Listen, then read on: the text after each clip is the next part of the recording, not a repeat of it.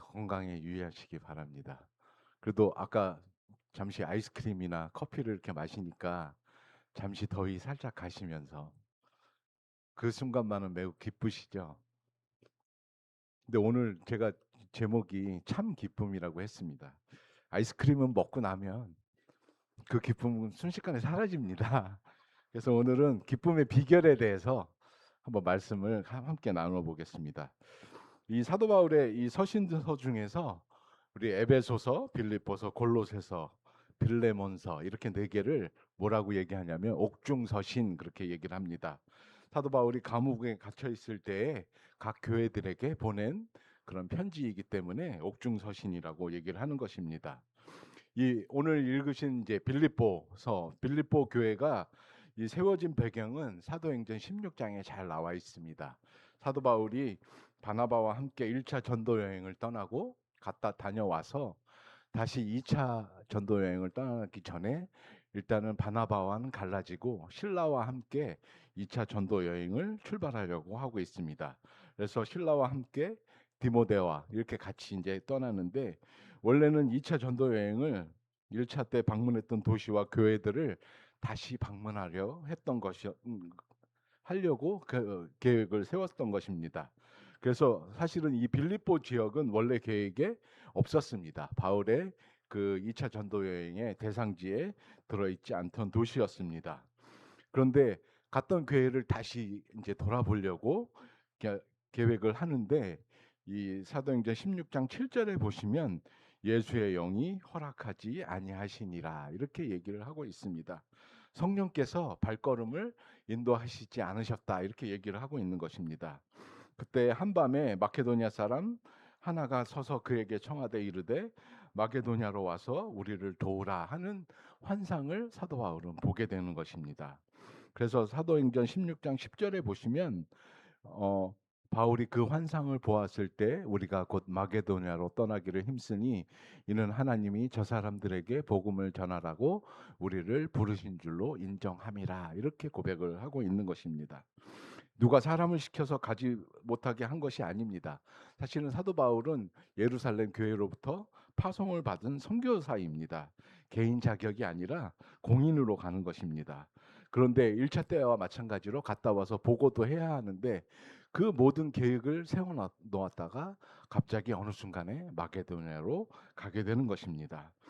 누가 시켜서 못하도록 막은 것도 아니고 그저 마음속에 평안이 없다거나 무언가 찜찜한 기분이 들었을 수도 있습니다. 그런데 그때 사도 바울은 멈추게 됩니다. 주님이 말씀하시면 내가 나아가리요. 주님 뜻이 아니면 내가 멈춰 서리요 하는 것처럼 성령께서 주시는 그 평안함이 없을 때 사도 바울은 바로 멈춰 섰던 것을 우리가 알 수 있는 것입니다. 그때 환상을 통해서 마게도냐 사람들의 요청을 듣게 됩니다. 이 우리가 아시는 것처럼 요셉이나 마리아에게서처럼 가브리엘 천사가 이렇게 나타나서 예언하는 것도 아니고 특별한 체험이 아니라는 것입니다. 갑자기 일어난 어떤 공상일 수도 있는데 그거를 무시할 수도 있었습니다. 왜냐하면 사도 바울도 사람입니다. 신적인 존재가 아니기 때문에 우리와 똑같은 그리스도인이라고 생각해 볼 때 만약에 나라면, 만약에 우리라면 우리가 모든 계획을 다 세워놓고 이제 가려고 하는데 갑자기 꿈에 그런 환상이 보이고 성령님께서 편하게 인도를 안 하신다는 생각이 들었을 때 우리는 어떻게 하시겠습니까? 자기가 세운 일정은 안전하고 아주 치밀하게 짜여진 계획인데 환상을 통해 보여진 계획은 한 번도 생각해 보지도 않았던 적이 없는 새로운 땅을 향한 기록이었던 것입니다. 한편으로는 내가 건강이 안 좋으니까 헛것이 보이네 이렇게 생각할 수도 있습니다. 그런데 10절에 바울은 하나님이 저 사람들에게 복음을 전하라고 우리를 부르신 줄로 인정함이로라 이렇게 고백을 하고 있는 것입니다. 그리고 곧 마게도냐로 떠나기를 힘썼다 이렇게 얘기하고 있습니다. 여기서 우리가 살펴보아야 할 것은 이 사도 바울이라고 하나님의 성령 소리를 크게 들으시는 것이 아닙니다. 확실하게 들려준 것도 아닙니다. 모세처럼 하나님이 나타나서 분명하게 말씀을 해 주신다고 해서 우리가 순종할 수 있는 것은 아니라는 것을 기억하시기 바랍니다. 모두 다 핑계고 변명이고 모세라고 바울이라고 성령의 음성을 우리가 상상하는 것처럼 크고 분명하게 들렸을 거라고 생각하지 마시기 바랍니다. 어쩌면 불확실하고 어쩌면 미세하게 불분명하게 내 생각과는 다르게 혼동스럽게 불편한 마음으로 아니면 공상처럼 우리에게 성령님의 부르심은 다가올 수가 있는 것입니다. 근데 문제는 그 음성이 분명하고 확실한 그 정도가 아니라 순종의 확실함에 달려 있다는 것을 기억하시기 바랍니다. 성령님의 음성에 순종하는 것은 바로 오늘 1장 1절에 나와 있는 것처럼 그리스도의 종된 사람의 마음에서 나오는 것입니다. 내 계획과 내 힘을 의지하는 사람은 결코 성령님의 음성에 민감할 수가 없습니다. 이 민감함은 내 연약함을 인정하고 그분의 확실함을 의지할 때에 우리는 그 소리를 듣고 확신을 갖고 따라갈 수 있는 것입니다. 이렇게 하여서 사도 바울은 마게도냐에 첫 번째로 방문하게 되는데 그 도시가 바로 빌립보인 것입니다. 이 빌립보에 도착해서 바울은 이 자주장사 루디아를 만나서 그녀와 그 가족에게 복음을 전하게 됩니다. 이것이 바로 빌립보 교회의 시작이 된 거고 거기서 그는 귀신 들려 점치는 한 여인을 고쳐 주었는데 그 여인으로 말미암아서 돈을 벌던 사람들에 의해서 감옥에 갇히게 됩니다. 귀신에 들리건 말건 그 소리가 귀신의 소리건 말건 이 세상이 원하는 그것이 돈이 되면 좋은 것이고 돈이 안 되면 나에게 해가 된다 이렇게 생각하던 그 사람들 해도 그 귀신을 치유해 주어도 감사하지 못하고 오히려 사도 바울을 감옥에 보내게 됩니다. 그래서 사도행전 16장 22절에 보면 우리가 일제 일어나서 고발하니 상관들이 옷을 찢어 벗고 매로 치라 하여 많이 친 후에 옥에 가두고 간수에게 명하여 든든하게 지키라 하니 그가 이러한 명령을 받아 그들을 깊은 옥에 가두고 그 발을 착고에 든든히 채웠더니 이렇게 얘기하고 있습니다. 감옥에 갇힌 것입니다. 육체의 고통이 찾아오고 있습니다. 이것 더불어 정신적 고통, 나에게 자유를 뺏기고 거기에 속박되어 있는 그런 억압되어 있는 이거는 세상이 우리에게 줄 수 있는 그런 형벌이라고 얘기할 수 있습니다. 이런 형벌이 왜 이렇게 다가올까요? 그것은 우리를 위축하고 절망시키고 낙담시키려고 하는 것입니다. 그렇지만 이 감옥에 갇힌 바울과 실라의 반응은 어떻습니까? 25절에 보시면 한밤중에 바울과 실라가 기도하고 하나님을 찬송하며 이렇게 얘기를 하고 있습니다. 그냥 큰 결심을 하면서 기도를 한 게 아니라 그저 담담하게 특별한 것도 없이 매일 하던 대로 하던 일을 기록한 것처럼 기술하고 있는 것입니다. 우리 같으면 이런 상황에서의 간증을 어떻게 하겠습니까? 속으로는 심령의 파도가 일고 육신적으로는 고통스러웠음에도 불구하고 내가 이런 상황에서 자리에서 일어나서 기도했다. 이렇게 간증할 때가 있습니다. 그렇지만 사도 바울은 결코 자기 자신을 드러내지 않습니다. 왜 그렇습니까? 바로 이 바울과 실라는 하나님의 종된 자들이었기 때문인 것입니다. 그리스도로 말미암아 사는 자들이었기 때문에 내 자신을 드러내는 것이 아니라 그저 하던 대로 찬양과 기도를 하면서 그렇게 지냈던 것입니다. 이때 감옥에 갇힌 자가 이제 죄수들이 풀려 나와서 그들의 앞날을 걱정하며 벌벌 떠는 간수 앞에 서게 됩니다. 그들이 때리고 지키고 발에 착고를 채웠던 간수의 반응들이 어떻습니까? 우리 30절 보시면 선생님들이여 내가 어떻게 하여야 구원을 받으리까 하거늘 이렇게 묻고 있습니다. 여기서 볼 때 간수들이 자유한 자입니까? 아니면 옥에 갇힌 사람들이 자유한 자입니까? 누가 구원을 베풀고 있습니까? 이들의 간구에 바울은 그 유명한 복음의 메시지를 선포합니다. 31절 우리 다 같이 읽으시겠습니다. 시작. 이르되 주 예수를 믿으라 그리하면 너와 네 집이 구원을 받으리라 하고 이것이 바로 성령의 음성에 순종하는 삶인 것입니다. 비록 감옥에 있을지라도 자유한 삶이고 참으로 자유한 삶이고 그것이 주 예수를 믿는 삶인 것입니다. 그리스도를 주로 고백하는 삶이 바로 이 사도 바울의 삶이었고 주님의 종된 자가 이 되는 그런 삶인 것입니다. 이렇게 빌립보 교회는 사실은 감옥과 깊은 연관이 있는 교회입니다. 바울이 로마의 감옥에 갇히게 되자 빌립보 교회는 당시의 목회자였던 에바브로디도를 이 바울에게 보내 시중을 들게 합니다. 먼 길을 오느나 중병에 걸려서 에바브로디도가 거의 죽게 되었다 다시 살아나게 되었을 때 그를 돌려보내면서 써보낸 편지가 바로 오늘 읽으신 빌립보서인 것입니다.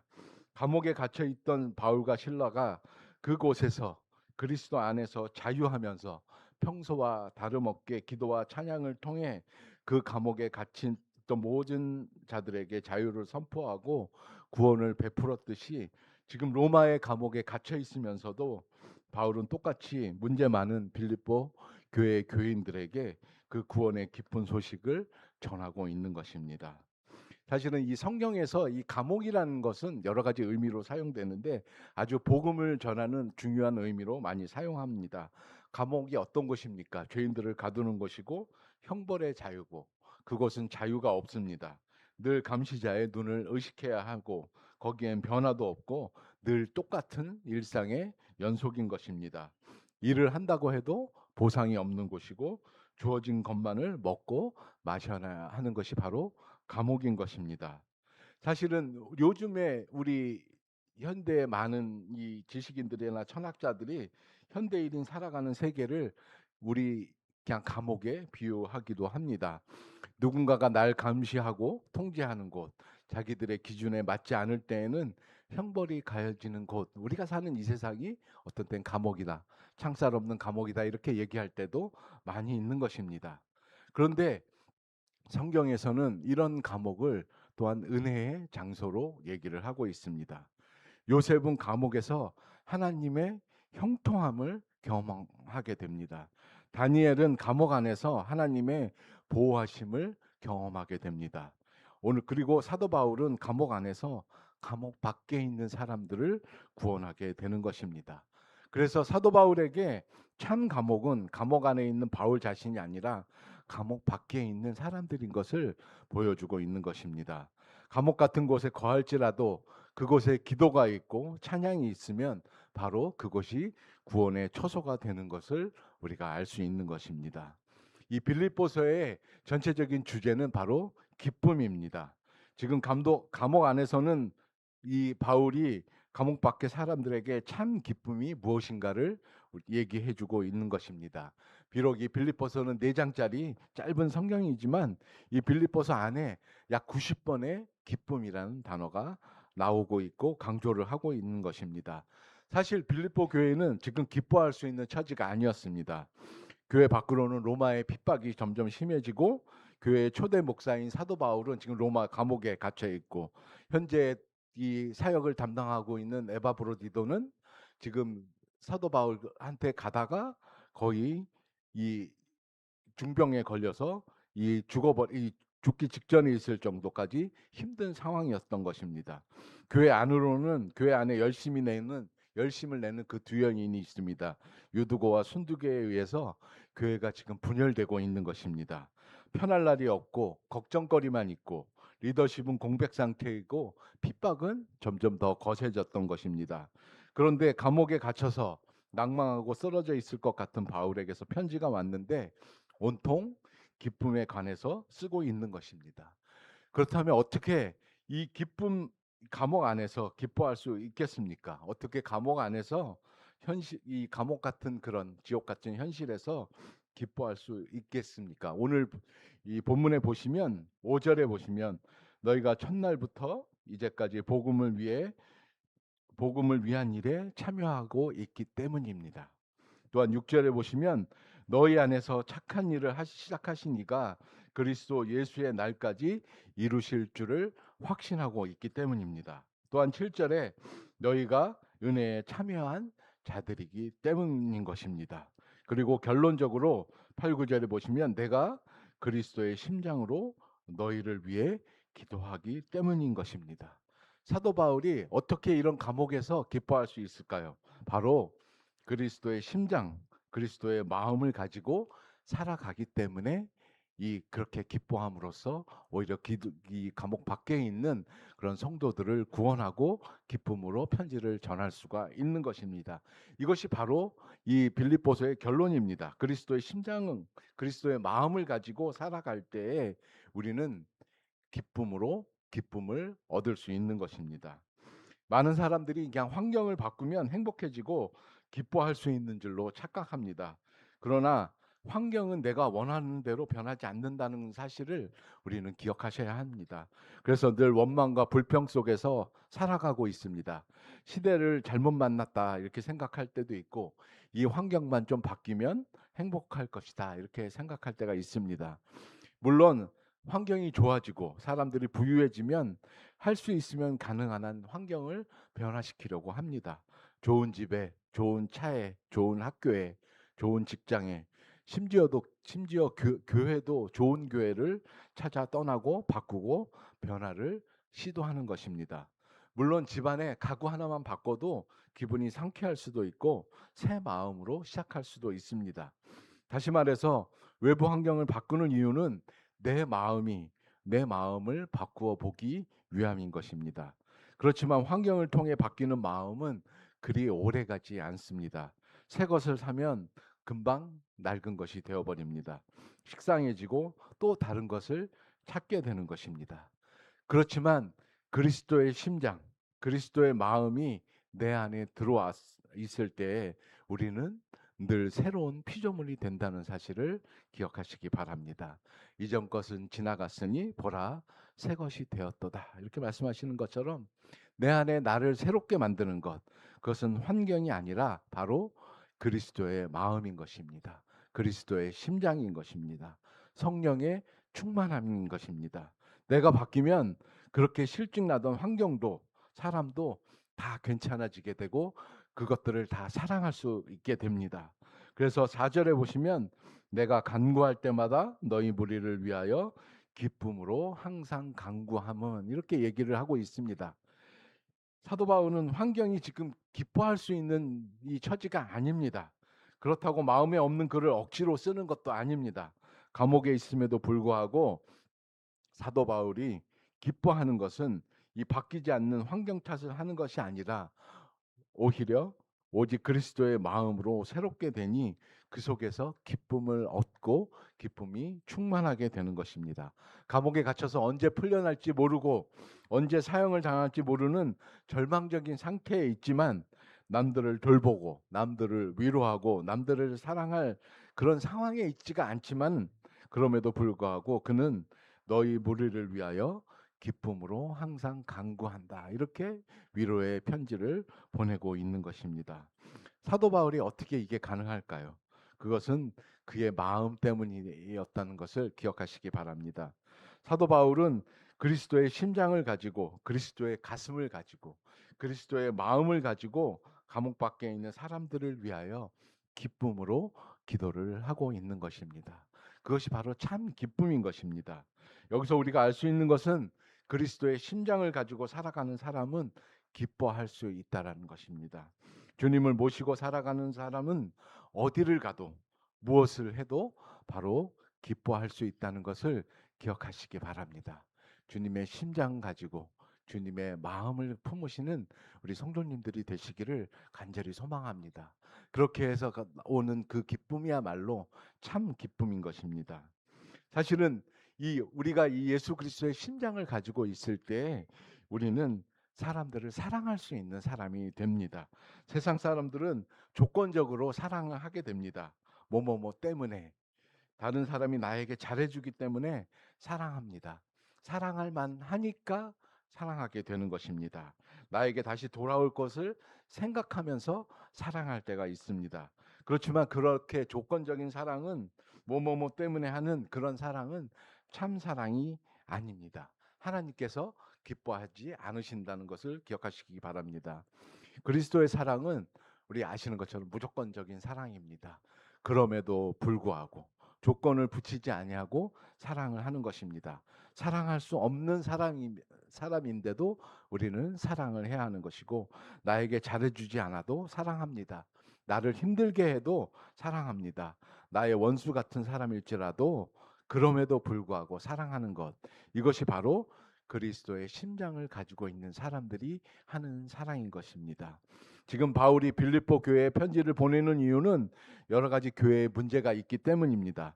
첫째는 사도 바울이 감옥에 갇힌 것 때문에 몇몇 사람, 그 교회 내 사람들이 사도 바울을 조롱하고, 따라서 교회와 복음이 실패했다고 자꾸 부정적인 생각을 선동하는 사람들이 있는 것입니다. 또한 유두고와 순두계 같은 여성들이 교회 안에서 분란을 일으키고 분열을 일으키고 있는 것입니다. 자신을 조롱하고 문제투성이인 교회지만 그가 기뻐하고 사랑할 수 있는 것은 그들이 비록 문제를 일으킬지언정 여전히 복음을 위한 일에 참여하고 있기 때문이고, 그들이 하나님을 바라보는 한 그 안에서 착한 일을 시작하신 이가 그리스도 예수의 날까지 이루실 줄을 확신하기 때문인 것입니다. 문제를 일으켜도 사도 바울의 마음에는 그들이 항상 있는 이유는 다 나와 함께 은혜에 참여한 자가 될 것이라는 마음과 확신이 있었기 때문인 것입니다. 이 믿음은 그냥 신념이란 말로 대체할 수 없습니다. 신념은 그냥 무작정 그렇게 하는 것입니다. 작심하고 결정하는 것이지만, 그렇지만 이 사도 바울의 믿음은 기도함으로써 확정받을 수 있는 것입니다.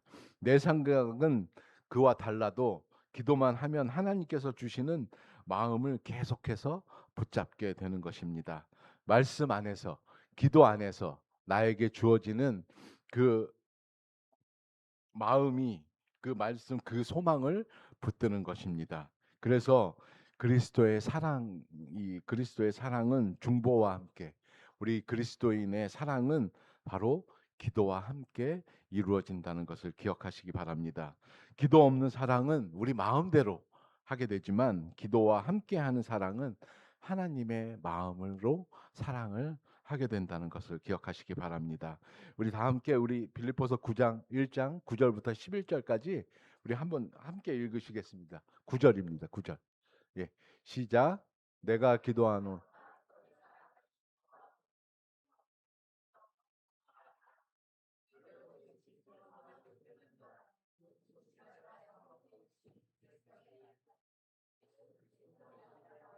의의 열매가 가득하여 하나님의 영광과 찬송이 되기를 원하노라. 예화를 하나 말씀드리겠습니다. 그 화가가 되기를 꿈꾸는 그 두 소년이 있었습니다. 집안 살림이 넉넉하지 못한 그 두 소년은 대학에 진학할 형편은 못 됐지만 꿈을 포기하지 않고 계속해서 기도했습니다. 그러던 어느 날 한 친구가 이런 의견을 내놓았습니다. 둘 다 가난해서 공부할 수 없으니 우선 자기가 도시에 나가 취직을 해 돈을 벌어서 그 돈을 대줄 테니 친구더러 먼저 공부를 하라, 이렇게 얘기를 했습니다. 그래서 대학 공부를 먼저 마친 친구가 나중에 수입이 생기면 그 돈으로 자기 공부를 시작하면 되지 않겠느냐, 이렇게 제안을 하였던 것입니다. 둘 다 원하는 미술 공부를 할 수 있겠다고 생각해 친구도 이 의견에 동조를 했습니다. 그래서 한 친구는 도예지로 나가 식당 일을 하고, 또 다른 한 친구는 그 친구가 조달해 주는 돈으로 미술대학에 가서 공부를 했습니다. 그 친구는 워낙 그림을 그리는 솜씨가 뛰어나 무사히 졸업을 하게 되었습니다. 졸업을 앞두게 된 이 친구는 그동안 식당에서 일하면서 자기에게 학비를 대준 그 고마운 친구를 찾아갔습니다. 그런데 그 식당에 들어서자마자 깜짝 놀랐습니다. 자기를 돕기 위해 식당에서 일하던 친구가 잠깐 짬을 내서 한쪽 구석에서 사랑하는 친구를 위해 이렇게 중보하며 기도하고 있었습니다. 하나님 아버지, 이제 친구 녀석이 미술대학을 졸업하게 되었습니다. 그동안 인도해 주신 하나님 감사합니다. 그런데 하나님, 제가 식당에서 여러 해 동안 일을 하다 보니 손이 굳어져서 앞으로 그림을 그리기는 어려울 것 같습니다. 하지만 제 친구는 꼭 위대한 화가가 되어서 하나님께 영광을 돌릴 수 있게 하여 주십시오, 이렇게 기도를 하고 있었습니다. 이 식당 한쪽 구석에서 이렇게 자기를 위해 중보하고 기도하고 있는 이 친구를 바라보는 순간 이 화가의 친구는 눈에 눈물이 고였습니다. 눈물이 가슴에서부터 하염없이 흘러내렸습니다. 그리고 그 마음속에 놀라운 영감이 떠올랐습니다. 친구의 저 손을 그려야 되겠다 생각이 들었습니다. 그래서 친구의 그 두 손은 위대한 힘 자체였습니다. 비록 고된 식당일로 거칠어진 손이었지만 그 손에는 정말 많은 이야기가 담겨져 있었습니다. 그는 자기가 들고 온 화선지를 꺼내서 친구가 기도하는 그 두 손을 그리기 시작했습니다. 바로 그 그림에 혼이 들어갔고 그 그림에 자신의 그 진심이 들어가 있을 때 그 친구에 대한 사랑이 들어가 있던 것입니다. 바로 그 그림이 지금 보시는 것처럼 엘버트 튤러의 기도하는 손인 것입니다. 사실은 이 슬라이드가 지금 딱 이렇게 나와야지 이게 타이밍이 이렇게 되는 건데 이 손 많이 보셨을 겁니다. 이거는 친구를 위해서 중보하는 그 바로 그 기도의 손인 것입니다. 우리의 손이 크거나 작거나 곱거나 거칠거나 가꾸었거나 가꾸지 않았거나 매니큐어를 칠했거나 안 했거나 중요한 것은 두 손 모아 중보하는 손이라면 그 손은 아름다운 손이라 이렇게 얘기할 수 있는 것입니다. 바로 기도하는 손이 아름다운 손일 줄로 믿습니다. 우리들에게 필요한 것은 어떤 환경의 변화보다도 우리 자신의 삶의 삶 자체인 것입니다. 우리 자신이 변화가 돼야 우리 자신은 기쁨을 얻을 수가 있는 것입니다. 하나님은 아브라함의 이름을 아브라함이라 이렇게 바꾸셨습니다. 이는 하나님이 계명만 해주신 것이 아니라 하나님은 결국 열국의 아버지가 되려면 아브라함 자신부터 바뀌어야 된다 하면서 아브라함으로 바꾸신 것입니다. 여러분, 우리 성도님들 참 기쁨을 얻으시기 위해서는 그리스도의 심장을 품으시는 우리 성도님들이 되시기를 간절히 소원합니다. 그리스도의 가슴과 그리스도의 사랑을 품으시는 우리 성도님들이 되시기 바랍니다. 그리고 그 심장을 가지시고 봉사하시기 바랍니다. 그리스도의 심장을 가지고 전도하시기 바랍니다. 그리스도의 마음으로 자녀들을 교육하시기 바랍니다. 그리스도의 심장을 가지면 우리가 어떤 상황에 처할지라도 기뻐할 수 있고 원수 같은 사람도 사랑할 수 있고 그를 위해 중보할 수가 있는 것입니다. 저는 우리 성도님들이 그리스도의 심장을 가지고 감옥 속에서도 즐거워하고 기뻐한 바울과 같은 삶을 사시기를 간절히 소망합니다. 이것이 바로 참 기쁨의 비결이 되는 것입니다. 그리스도의 심장을 가지고 친구를 위해서 중보하며 기도했던 그 알버트 듈러의 친구 같은 기도의 손을 가지시는 삶을 우리 성도님들이 되시길 간절히 소원합니다. 그렇게 지옥 같은 감옥에서 기쁨으로 빌립보 교회에 하나님의 말씀을 전하고 위로하는 사도 바울이 혹시 오늘날 우리 이 찬송가를 보았으면 몇 장을 불렀을까라는 생각을 해봤습니다. 그건 아마도 438장이 아닌가 이렇게 생각합니다. 438장이 뭔지 아시나요? 내 영혼이 은총 입어 중한 죄짐 벗고 보니 슬픔 많은 이 세상도 천국으로 화하도다. 주의 얼굴 뵙기 전에 멀리 뵈던 하늘나라 내 마음속에 이루어지니 날로 날로 가깝도다. 높은 산이 거친 들이 초막이나 궁궐이나 내 주 예수 모신 곳이 그 어디나 하늘나라. 할렐루야 찬양하세 내 모든 죄 사함 받고 주 예수와 동행하니 그 어디나 하늘나라. 사도 바울처럼 그리스도의 심장을 가지시고 기도하시는 우리 성도님들이 되시기를 간절히 소망합니다. 그에게는 하나님께서 주시는 평안과 기쁨이 넘치는 걸로 저희들은 믿습니다. 그 믿음 가지시고 그 소망 가지시고 기도하며 나아가실 때 그리스도의 마음을 품으시고 나아가실 때 우리에겐 참 기쁨이 되지 않을까 생각합니다. 우리 이 말씀 생각하시면서 오늘 찬송가 438장 우리 함께 찬양하시겠습니다.